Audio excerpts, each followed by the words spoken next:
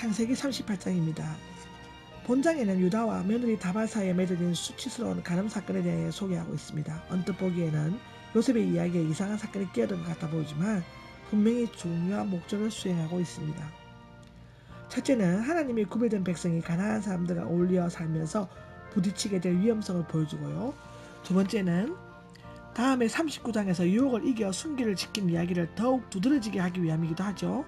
세 번째는 다말에 의해 출생한 유다의 아들 베레스가 다윗의 선조였다는 것을 나타내고 있습니다. 이것은 록기 4장 18절, 마태복음 1장 3절에 나와 있습니다. 네 번째는 작은 자를 택해 큰 자를 다스리게 하시는 하나님의 계획이 반드시 이루어진다는 것을 확증해주고 있습니다. 앞에서 유다를 요셉을 팔고자 했고 음식을 사러 갈 때에도 함께 했는데 이 사건은 21년 안에 일어났던 것입니다. 야곱의 이름이 나오지 않지만 이 비극적인 사실을 알고 크게 책망했을 것입니다. 유다가 가나안 여자와 결혼을 했다고 38장 1절에서 5절까지 소개되어져 있는데요. 그 무렵 아마도 요셉이 팔려가기 전에는 유다는 아둘람, 즉 예루살렘 서남 27km, 헤브론 북서 24km 지점에 위치한 지역이죠. 사람 히라 근처에 자리 잡고 살았는데 거기에 수아의 딸과 결혼하였습니다. 유다는 마치 풍요로운 소돔 땅으로 갔던 것처럼 형제들을 떠나 아둘람에서 이방인 친구인 히라와 교제하고 이방인 여자와 결혼한 것으로 되어져 있습니다. 그가 이렇게 한 것은 동생을 판 죄책감과 형제들의 속임수에 대한 실망감 때문일 수도 있습니다. 그는 그의 아들들에게도 이방인 여자 다말과 결혼하게 했습니다. 다말은 종려나무란 뜻으로 아름다운 여자에게 붙여지는 이름이기도 했나 봅니다. 그녀와 결혼시킬 때는 가나안 종교나 풍습 등을 고려하지 않고 다만 미모만 보았을 가능성이 있습니다. 유다는 하나님께서 금지하신 이방인 결혼을 하게 되었을 뿐만 아니라 세속 문화에 깊이 빠져 있었던 것 같습니다. 그는 아내에게서 파수꾼의 뜻과 온한 힘이란 뜻 셀라 기도 평안을 낳았습니다. 셀라를 낳을 때 유다에는 거십 즉 악심 고세바와 같은 똑같은 지명인 것 같은데요. 거기서 살고 있었습니다. 이와 같이 유다의 신중치 못한 결혼과 이방 문화에 젖은 불경건한 생활은 그의 가정에 위기와 불행을 가져다주는 근본적인 원인이 되어집니다.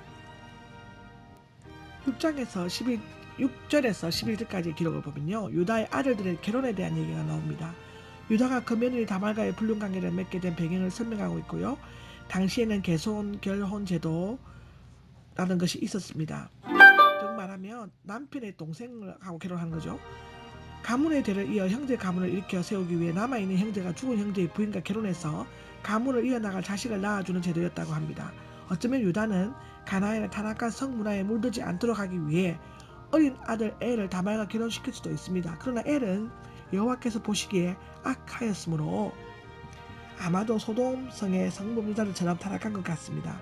하나님께서 죽이셨습니다. 둘째 아들 오나는 수음 또는 성교 중단의 뜻을 가지는데요. 그 씨가 자기 것이 되지 못함을 알고 땅에다가 사정을 하였다.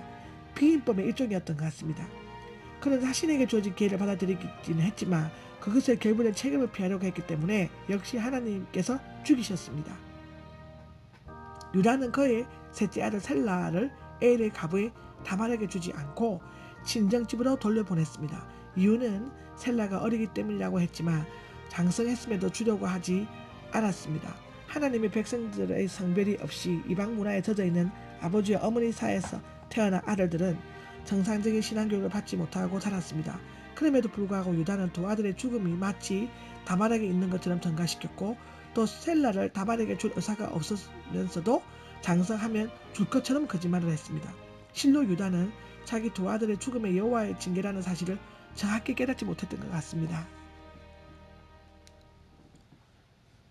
유다가 다말과 불륜관계를 맺었다는 것은 12절에서 26절까지 쭉 설명되어 있습니다.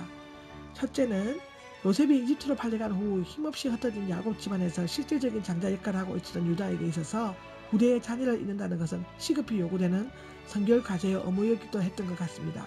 그러나 하나님 보시기에 악을 행한 두 아들이 죽고 설상가상으로 수아의 딸인 아내까지 죽게 되자 장례식을 마치고 양털 깎는 곳으로 갔습니다. 유목민들에게 있어서 털 깎는 행사는 매우 바쁜 축제일로서 며칠씩 술과 음식을 먹으며 즐기는 날로 되어 있습니다. 사무엘상 25장 4절, 11절, 36절에 기록되어져 있습니다. 이때는 축제 분위기에 맞서서 남녀 사이에 엄연한 성적 접촉도 이루어졌던 것 같습니다. 한편 다말은 유다 가문의 대가 끊이지 않도록 하기 위해 적절한 기회에 시아버지와 관계를 맺기로 결심하였습니다.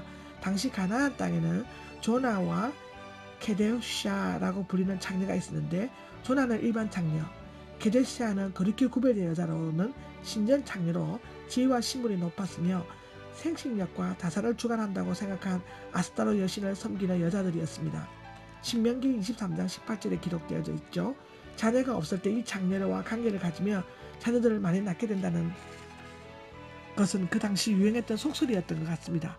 두 아들과 아내를 잃고 이제는 자녀에 대한 소망도 끊어져 버린 유다는 이 기회를 노리고 장녀로 변장하여 그 길목을 지키고 있었던 다말과 마주치게 되고 두 사람은 잠자리를 같이 하게 되었습니다. 다말은 몸값을 지불하겠다는 약조물로 유다의 인장, 작은 원형 모양으로 되어 있는 진흙 서판에 굴려서 찍힌 것을 말하고요. 끈, 그 도장을 꿰어 목에 매달고 쓰는 끈과 그 지팡이를 요구하였다고 13절에서 19절에 나와 있죠. 3개월 후 다말의 잉태 소식에 분노한 유다가 가문의 면연을 더럽혔다고 제목으로 극경인 하행에 찰 것을 명하였죠. 레위기 20장 14절에 나와 있습니다. 이때 다말은 유다의 인장과 끈과 지팡이를 보여줍니다. 유다는 다말이 옳았다는 것을 인정하고 그 후에 잠자리를 같이 하지 않았습니다. 다말은 상동이를 낳고 그 이름을 베레스, 터짐과 세라는 붉은이라는 뜻인데요. 그렇게 불렀습니다. 이렇게 해서 자손을 얻으려고 하는 강한 욕구를 가지고 인륜을 깨뜨리면서 감행했던 시도는 열매를 맺었습니다. 그 동기와 이유가 어떻게 되었든지 간에 둘 사이에 태어난 베스는 제약 중에 출생한 자녀였음에도 틀림이 없었습니다. 그러나 아이러니하게도 그는 다윗의 조상이 되었고 롯 보면은 4장 18절에서 22절에 기록되어 있습니다. 그 혈통을 따라 마침내 예수 그리스도가 탄생하였습니다. 마태복음 1장 1절에서 16절에 기록되어져 있죠. 다시 말하면 엄청난 제약 중에 태어난 불륜의 씨가 하나님의 무조건적인 은혜 가운데 구속사의 주인공으로 역사의 무대 위에 나타나지게 됩니다. 이것은 에표론적으로 아담의 죄 가운데 출생한 우리 죄인들이 부패함과 연약함에도 불구하고 하나님의 은혜로 구원을 받을 수 있음을 나타내주는 구속사적인 사건이라고 할 수 있습니다. 인간이 구원을 얻는 것은 그 행위가 아니라 하나님의 은혜에 있다는 것, 그것은 유다와 다말의 사건의 결론임과 동시에 영원히 변함없는 성경의 진리이기도 합니다. 이것은 기록되어져 있습니다. 로마서 3장 23절에서 28절에 분명히 기록되어져 있습니다. 아멘.